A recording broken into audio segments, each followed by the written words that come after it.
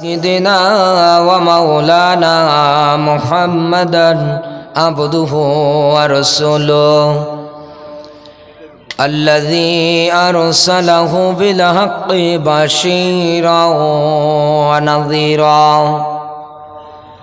وداعيا إلى الله بإذنه وسراجا وقمرا منيرا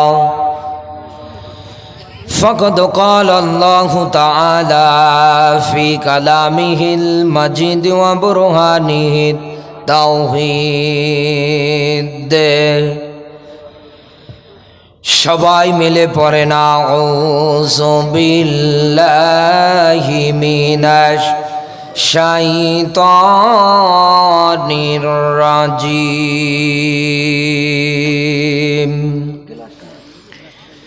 বিসমিল্লাহির রহমানির রহিম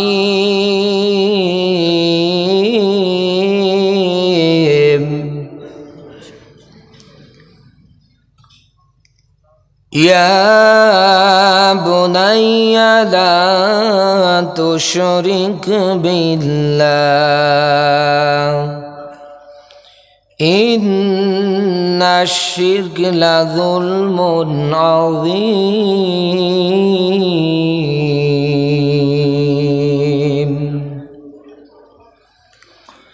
সাদাকাতা ইয়া রাব্বানা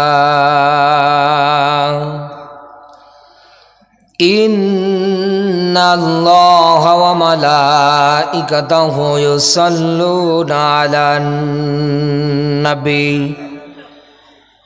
يا أيها الذين آمنوا صلوا عليه وسلموا تسليما اللهم سبحانك لا علم لنا إلا مولانا محمد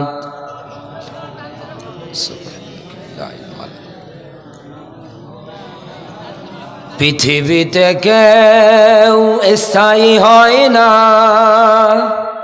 হোক না সে ফেরাউন কিবা নমরুদ, কেউ ভাবে চিরকাল রয় না। পৃথিবীতে কেউ স্থায়ী হয় না, হোক না সে ফেরাউন কিবা নমরুদ, কেউ ভাবে চিরকাল রয় না। চলে যায় সব ছেড়ে যেতে হয়, মৃত্যু মানে না কোনো পরিচয়। সব রাজা মহারাজা আর মহাবীর, সব রাজা মহারাজা আর মহাবীর, কাউকে সে অবকাশ দেয় না।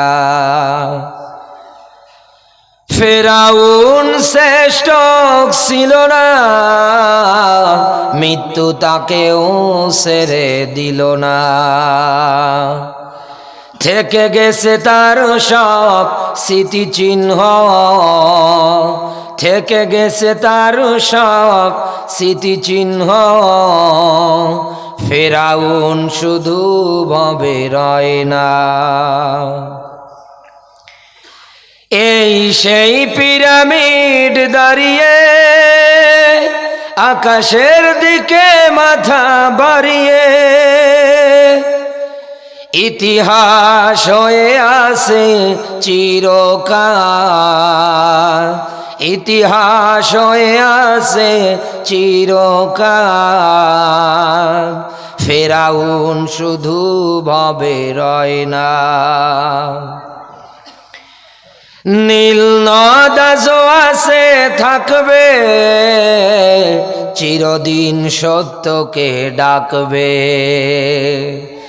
ডেকে ডেকে বলে যাবে দিন রাত, ডেকে ডেকে বলে যাবে দিন রাত। কেউ যেন ফেরাউন হয় না। পৃথিবীতে কেউ স্থায়ী হয় না, হোক না সে ফেরাউন কি বানা মরুদ, কেউ ভবে চিরকাল রয় না। আলহামদুলিল্লাহ, ভারতবর্ষের অন্যতম জেলা মুর্শিদাবাদ, এটা দমকল থানা না? দমকল থানার অন্তর্গত মসিমপুর বালিপাড়া গঙ্গাদাসপাড়া যুব কমিটির উদ্যোগে বিরাট ইসলামিক ধর্মসভা। আজকের এই ইসলামিক ধর্মসভার সভাপতির দায়িত্বে যিনি আছেন, সদাবাদন ব্যক্তিত্ব জনাব পীরে কামেল হযরত মাওলানা মোহাম্মদ রুহুল আমিন সাহেব, কোষাধ্যক্ষ চক সাতবাড়িয়া মাদ্রাসা। আল্লাহ তাআলা বলেন, খোলা আসমানের নিচে জমিনের উপরে আমার আল্লাহকে সবচাইতে বেশি ভয় করে দুনিয়ায় যারা আলেম তারা। কারা? আরো জোরে বলেন, আওয়াজ দেন, কারা? আলেম। আজকের মাহফিলের সভাপতি সাহেব যেহেতু একজন আলেম মানুষ, আমরা তার জন্য দোয়া করব, আল্লাহ পাক তার এই গোলামকে দ্বীনের জন্য, ইসলামের জন্য যেভাবে কবুল করেছে আরও যেন কবুল করে, বলেন আমিন। আজকের মাহফিলের সহ সভাপতির দায়িত্বে যিনি আছেন, সদাবাদন ব্যক্তিত্ব জনাব মাওলানা শাহজাহান আলী সাহেব, শিক্ষক, খামার মাটি। ইনিও একজন আলিম মানুষ। আল্লাহ দুনিয়ায় যেমন সম্মান মর্যাদা দিয়েছে আরো কোটি গুণে যেন বাড়িয়ে দেয়, বলেন আমিন। আলোচনা রেখেছিলেন সদাবাদন বড় ভাই মাওলানা মোহাম্মদ রাহিবুল ইসলাম সাহেব, জীবননগর, রহমপুর। এরপরে যিনি কথা বলেছেন আমার অভিভাবক তুল্য সদাবাদন বড় ভাই মাওলানা ওমর ফারুক সিদ্দিকী ভাই, অত্যন্ত চমৎকার কণ্ঠে আপনাদের মাঝে ইসলামিক সঙ্গীত সূরা ফিল থেকে, কোরআন কারীমের সূরা ফিল থেকে চমৎকার সুরে কথা বলেছেন। আল্লাহ পাকের কাছে দোয়া করি আমার প্রিয় কলিজার টুকরা ভাইকে দ্বীনের জন্য, ইসলামের জন্য যেভাবে কবুল করেছে আরো যেন কবুল করে। জোরে বলুন আমিন, আরো জোরে বলেন আমিন। যত আলেম কথা বলেছে আল্লাহ সব আলেমগুলোকে বাস্তব জীবনে ইসলামের নিয়ম নীতির ক্ষেত্রে কোরআন কারীমের হক কথাগুলো জাতির সামনে সঠিক আকারে উপস্থাপন করবার জন্য আল্লাহ তৌফিক দান করে, বলেন আমিন। আর আমরা যারা আছি সব সময় দোয়া করব দ্বীনের পথে, ইসলামের পথে সঠিক কায়দায় আমরা টিকে থাকব। দল মত নির্বিশেষে কোরআনের এই ময়দানে আমরা যারা এসেছি, হাজার হাজার মানুষের ভিতর থেকে আমার আল্লাহ বাছাইয়া ছাঁটাই করে এই জায়গায় কবুল করেছে। খুশি হয়ে বলছি আলহামদুলিল্লাহ। আমি যতক্ষণ কথা বলবো থাকবেন তো আপনারা? কেউ চলে যাবেন না তো? থাকবেন নাকি চলে যাবেন? কথা যারা দিয়েছেন, মা ইয়ালফিদু মিন কাউলিন ইল্লা লাদাইহি রাকিবুন আতীদ। এই দুনিয়ায় মানুষ মুখ দিয়ে যেটাই বলুক না কেন রেকর্ড করছে কে? আরো জোরে বলেন। এই দুনিয়ায় আপনি যেটাই করেন না কেন মালিক কিন্তু সব লিপিবদ্ধ করে, রেকর্ড করে। আজ দুনিয়ায় যারা উল্টা পাল্টা কাজ করে মনে করছেন যে না আমার কোনো কিছু হবে না, আমি কোনো দিকে ধরা খাবো না, আপনার এই ধারণা ভুল। মালিক সব দেখতেছে, মালিক সব লিপিবদ্ধ করতেছে, রেকর্ড হচ্ছে। কিয়ামতের ময়দানে রেজাল্ট শিট আকারে আপনার আমল নামায় হাতে দিয়ে দেবে। ইকরা কিতাবাকা কাফা বিনাফসিকা ইয়াউমা আলাইকা হাসিবা। সূরা বানী ইসরাইল 17 নম্বর সূরা 15 নম্বর পারার 2 নম্বর রুকু 14 নম্বর আয়াতে আছে। আল্লাহ তাআলা ডাক দিয়ে বলবেন, পড়ো তোমার কিতাব, হিসাব দেওয়ার জন্য কাউকে লাগবে না। আজকে হিসাব দেওয়ার জন্য তুমি নিজেই যথেষ্ট। দুনিয়ায় তুমি চোর ছিলে না, চিটার ছিলে না, বাটপার ছিলে, মানুষের উপরে দুর্নীতি করে, চিটারি বাটপারি করে, অন্যায় অবিচার জুলুম নির্যাতনের পথ বেছে নিয়ে তুমি যেটাই করেছো, আমার ফেরেশতারা কিন্তু বসেছিল না, ওরা কিন্তু সবগুলো লিপিবদ্ধ করেছে। এ কথা কার? আরো জোরে বলেন কার? আমার বন্ধুরা খেয়াল করবেন, আল্লাহ পাক বলেন ইন্নাল্লাযীনা ইয়াকুলুনা আমওয়ালাল ইয়াতামা যুলমা ইন্নামা ইয়াকুলুনা ফি বুতুনিহিম নারা ওয়া সায়াসলাউনা সাঈরা। বলেন আল্লাহু আকবার। সূরা নিসা 4 নম্বর সূরা 5 নম্বর পারা 10 নম্বর আয়াতে আমার আল্লাহ রাব্বুল আলামিন সুন্দর করে একটা ব্যাখ্যা জাতির সামনে উঠিয়ে ধরেছে। আজ পুরো পৃথিবীর ময়দানে আয়াতটা আমরা সব জায়গার মধ্যে পদে পদে অস্বীকার করে যাই। এই দুনিয়ার হাজার হাজার মানুষ আছে যাদের আবু জাহেলের মতো ক্যাটাগরি আছে, যারা আবু জাহেলের মতো নিজের জীবন জিন্দেগিটাকে সাজিয়েছেন, তারা এই আয়াতের অন্তর্ভুক্ত আসামির কাতারে পড়ে গিয়েছেন। আল্লাহ ডাক দিচ্ছেন ইন্নাল্লাযীনা ইয়াকুলুনা আমওয়ালাল ইয়াতামা যুলমা। আল্লাহ পাক বলেন এই পৃথিবীর ময়দানে নিশ্চয় যারা এতিমের সম্পদগুলো অন্যায়ভাবে গ্রাস করে। কাদের সম্পদ? আরো জোরে বলেন। খাতায় নোট করেন, সূরা নিসার 10 নম্বর আয়াত, মনে থাকবে তো?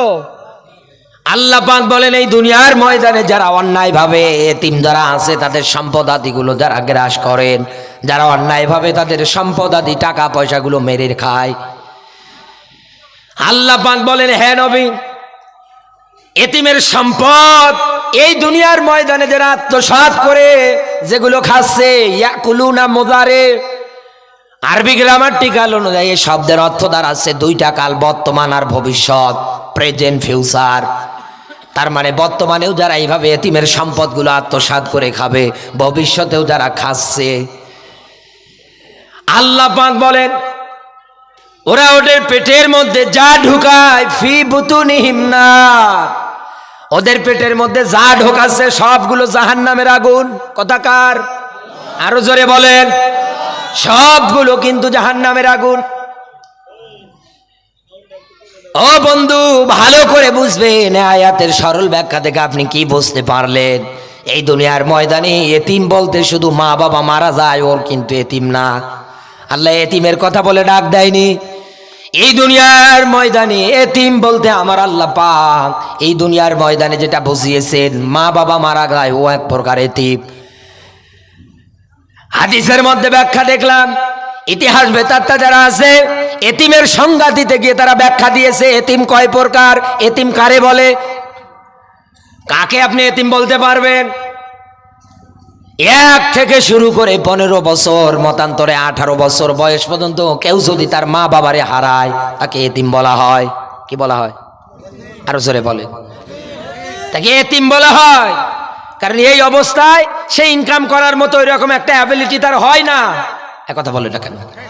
ইনকাম করার মতো তার অ্যাকাউন্টে টাকা গচ্ছিত করার মতো তার কি ওইরকম একটা অ্যাকাউন্ট তৈরি করার মতো শক্তি সামর্থ্য তার শরীরে কি আসে? আসে না। তাহলে এটা কি থাকে? এতিম থাকে। আমি আয়াতের শুরুতে কেন আবু জাহেলের কথা বলেছিলাম, সূরা মাউনের তাফসীর ব্যাখ্যা আমি পড়তে গিয়ে যেটা পেয়েছি, এই আবু জাহেলের একটা কর্মসূচি ছিল, কর্মকাণ্ড ছিল। সেই এতিম যারা আছে তাদেরকে প্রথমে ডেকে নিয়ে আসতেন, তার বাড়িতে নিয়ে আসার পরে খেতে দিতেন, ভালো আচরণ করতেন। আস্তে আস্তে করে যখন বড় হতে লাগলেন, এই 18-15 বছরে যখন দ্বার প্রান্তে পৌঁছে গেলেন, আবু জাহেল গলা ধাক্কা দিয়ে ওকে বাড়ির থেকে বের করে দিল, আর ওর যতটুকুন সম্পদাদি টাকা পয়সা ছিল সব ওর নিজের নামে লিখে নিল। আজও বিশ্বের ময়দানে এরকম মানুষ নেই? আছে মানে আমরাই, বাইরে যাওয়া লাগবে না। হাজার হাজার মানুষের ক্যারেক্টার আছে এইরকম। তাহলে এক প্রকার এতিম যাদের মা বাবা নেই ওরা হচ্ছে এতিম। এক কথা বলেন না কেন? ওরা কি? ওরা এতিম। আর এক প্রকার এতিম হচ্ছে জনগণ, সরকার, রাষ্ট্রীয় পক্ষের কাছে এতিম। জনগণ কাদের কাছে এতিম? বলেন না কেন? আরো জোরে বলেন। জনগণ সরকারের কাছে এতিম। কেন এতিম? কারণ তাকিয়ে আছে রাষ্ট্রের পক্ষ থেকে যে বাজেট আসবে, যে কিছু আসবে, এগুলো অনুদান, এগুলো বাজেট আসার পরে এগুলো দিয়ে গরিব দুঃখী যারা আছে তারা চলতে পারবে, তারা সুন্দর করে তাদের জীবন জীবিকা নির্বাহ করতে পারবে। কিন্তু এই পৃথিবীতে অনেক রাষ্ট্রপক্ষের ক্ষেত্রে অনেক মানুষ আছে যারা এতিমের এরকম সম্পদাদি টাকা পয়সাগুলো মেরে খায়। এক কথা বলেন না কেন? আমার বাংলাদেশের এই মৌসুম চলতেছে, আমার বাংলাদেশের মধ্যে এখন নির্বাচনের প্রচারণায় কত নায়িকা কত গায়িকা তারা আজকে মানুষের সঙ্গে ভালো আচরণ করতেছে, ভালো ব্যবহার করতেছে, কিন্তু এমন একটা পর্যায়ে যখন আসবে, তারা যখন ক্ষমতার মসনুদে বসে যাবে, না এতিম বুঝবে, না গরিব বুঝবে, না দুঃখী বুঝবে, সবাই পাইকারি রেটে এতিম মিসকিন যারা আছে তাদের সম্পদাদি টাকা পয়সাগুলো মেরে খাবে। আর আমি কোরআন আর হাদিস পড়ে পুরো বিশ্বের মানচিত্র অবলোকন করে যেটা দেখতে পাচ্ছি, তাম দুনিয়ার মধ্যে এখন সবচাইতে বড় এতিম এই দুনিয়ার আলেম ওলামারা। এক কথা বলে না কেন? কারণ গণতন্ত্রের অধিকার আছে তাদের মত প্রকাশ করার, হক কথা প্রচার করার। এই দুনিয়ায় কোনো মানুষ যদি কোরআন কারীমের হক কথা জানার পরেও প্রকাশ না করে, না বলে, ওর পিছনে নামাজ হবে না, ওর একটা রুকু সেজদাও কবুল হবে না। কার ভয়ে সুদের ওয়াজ গোপন করেন?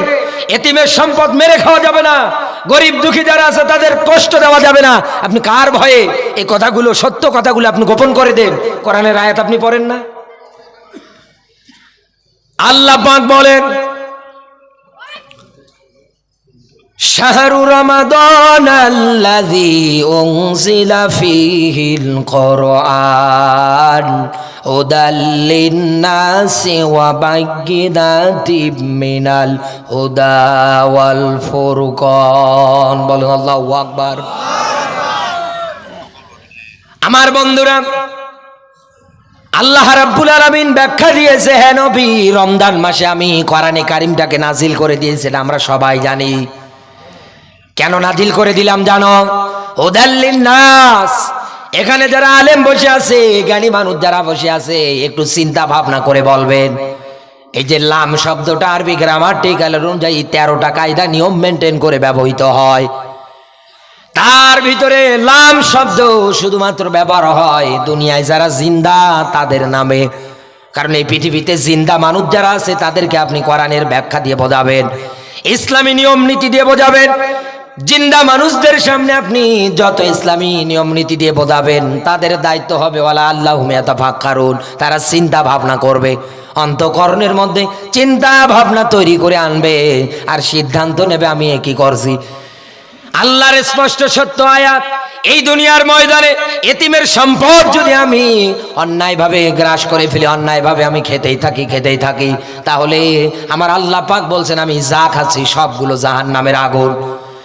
ও বন্ধু, এই পৃথিবীর ময়দানে এই জিন্দা মানুষের সামনে তাফসীর হওয়ার পরেও সে যদি এতিমের ব্যাখ্যা শোনার পরেও সে যদি অন্যায়ভাবে এতিমের সম্পদাদি টাকা পয়সাগুলো মেরে খায়, অন্যায়ভাবে যদি এতিমদেরকে গলা ধাক্কা দিয়ে তাড়িয়ে দেয়, আমার তো মন বলে ওর চাইতে জানোয়ার দুনিয়ায় আর একটাও নেই। ওর চাইতে বড় জানোয়ার আর দুনিয়ায় একটাও নেই। কারণ এই দুনিয়ার ময়দানে ভালো মন্দের জ্ঞান পাওয়ার পরেও যারা এই কোরআনের ময়দান থেকে উঠে উঠে চলে যায়, আমি কাউকে বলবো না ভাই বসেন, আমার অত ঠেকা পড়েনি। আমার দায়িত্ব কোরআন প্রচার করা। হাজার হাজার লোকের সামনে কোরআন বলতে হবে, কোরআনের কোনো জায়গায় লেখা নেই আপনি উঠে যাবেন কিয়ামতের দিন আপনার বাটা মাল্লা নিজে ফাটাবে। এই কোরআন আপনার নিজে বিরুদ্ধে কিয়ামতের ময়দানে দাঁড়িয়ে যাবে। আপনি উঠে গেলে যান, আমার 1.5 ঘন্টার সময় আমি 1.5 ঘন্টাই কথা বলবো, এর বেশি আমি উপরেও যাবে না, কমও আসবো না। আমার বন্ধুরা ভালো করে বুঝবেন, এই পৃথিবীর ময়দানে কোরআন থেকে যদি ব্যাখ্যা করতে চান অবশ্যই হওয়া লাগবে জিন্দা মানুষদের সামনে। জানলাম কোথার থেকে সূরা বাকারার লিন-নাস, অবশ্যই জিন্দা মানুষদের সামনে হবে। ভারতবর্ষের নিয়ম নীতি আমি জানি না, কিন্তু আমাদের দেশের নিয়ম নীতির ক্ষেত্রে আমি যেটা তাকিয়ে দেখতে পাই, মানুষ যখন মারা যায় তখন তার পাশে বসে বসে কোরআন পড়ে। ভালো করে বোঝেন তো বন্ধু, ভারতবর্ষের নিয়ম নীতির ক্ষেত্রে মানুষ মারা গেলে পাশে বসে বসে কোরআন পড়ে কি আমি তো জানি না ওইভাবে, কিন্তু আমাদের দেশের মধ্যে মানুষ যখন মারা যায় পাশে বসে বসে কোরআন পড়ে। একটা জিনিস ভালো করে মনে রাখবেন, যেই লোকটা জীবিত থাকাকালীন অবস্থায় এতিমের সম্পদাদি টাকা পয়সাগুলো আত্মসাৎ করলো, যেই মানুষটা জীবিত থাকাকালীন অবস্থায় এতিমদের গলা ধাক্কা দিয়ে তাড়িয়ে দিল, এতিমদের দেখতে পেল না। আল্লাহর নবী বলেন এই দুনিয়ার ময়দানে কোনো মানুষ যদি এতিমের মাথায় হাত বুলে দেয়, নবীজি বলেন এই হাত বোলাতে গিয়ে এই হাতের তালুর নিচে যত চুল পড়বে, মাথার লোমকূপ পড়বে, নবীজি বলেন প্রত্যেকটা লোমকূপের বিনিময় আল্লাহ একটা করে নেকি দিয়ে দেবে। এই জন্যে তো আমার আল্লাহ ডাক দিচ্ছেন কাল্লা বাল্লা তুখরিমুনাল ইয়াতীম। আল্লাহ তাআলা বলেন খবরদার এতিমদের গলা ধাক্কা দিয়ে তাড়িয়ে দিও না।